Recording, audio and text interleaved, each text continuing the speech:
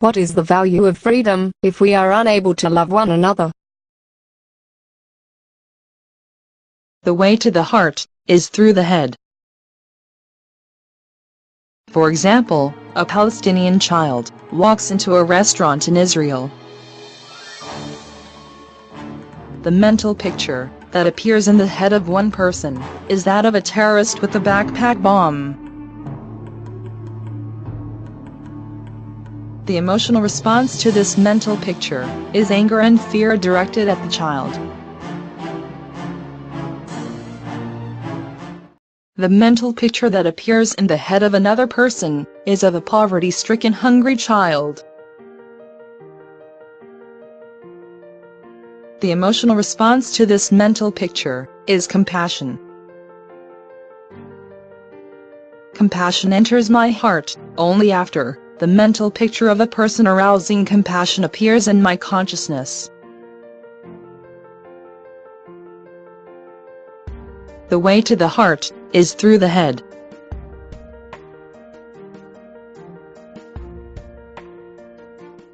These children will arouse different feelings depending on the viewer's own thought image. The children here rarely smile, they are thin, listless and sick. Fresh food is expensive here. Currently, the situation is very difficult for us due to the ongoing Israeli siege. Under the guise and protection of their age and assumed innocence, these children are used as spotters in the front line of combat. They are used to transport explosives and weapons. Rational thinking takes place in the head. Conservatives are striving for freedom by adopting Ayn Rand's philosophy of rational individualism.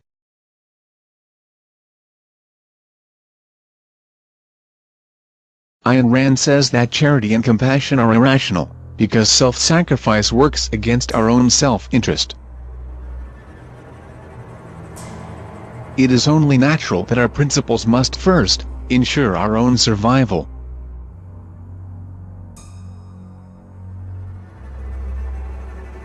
The problem with helping other people is that you make them dependent.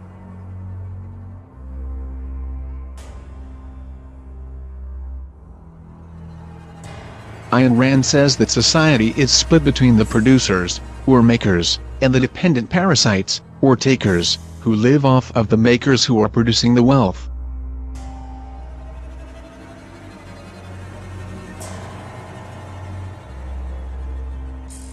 Mitt agrees, and adds that an alarming 47% of Americans are freeloaders, who refuse to take personal responsibility.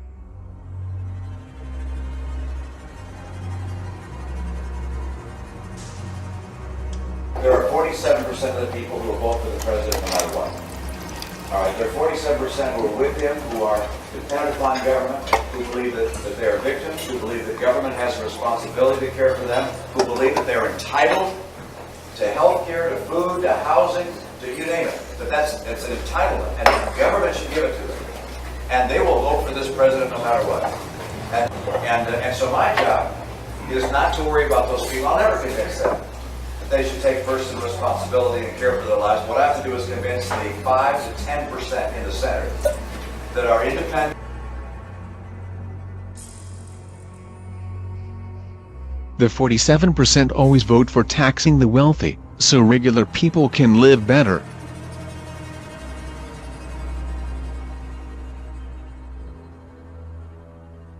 This is why democracy is bad. If you let the takers vote, they will want to redistribute wealth to provide opportunities for others.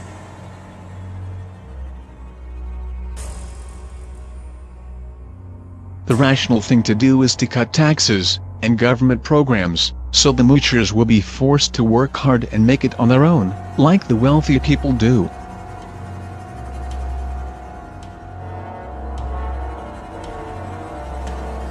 A little old lady scowling so fine, I knew in a moment it must be Saint Ayn. 'Twas the day after Christmas through the Senate and House. Salvation was coming for every jobless louse. The cuts were all hung by the chimney with care, in hopes that Saint Ayn soon would be there. The jobless were nestled all snug in their beds, while visions of moochers danced in their heads. Rand Paul in his bootstraps and Cruz in his cap had settled the matter. It's really a snap. See, the poor have too much. The jobless are lazy. If we give them much less, they'll get hired like crazy. Food stamps as well, we'll chop them right up. And if they really must eat, let them pee in a cup.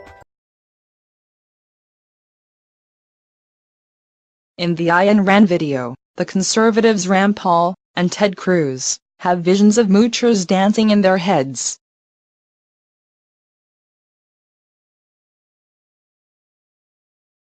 Thought is the father of feeling. Our feelings respond to our thought pictures.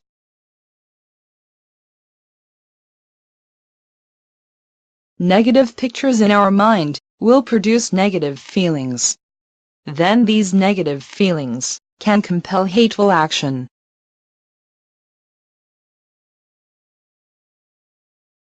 The conservatives do not despise the 47% because it makes rational sense, they do so because of the negative thought pictures in their heads.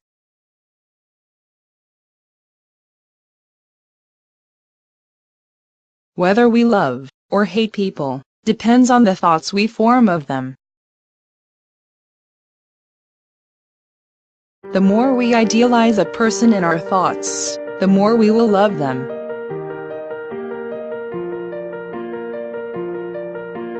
When we love someone, our action towards them springs from love.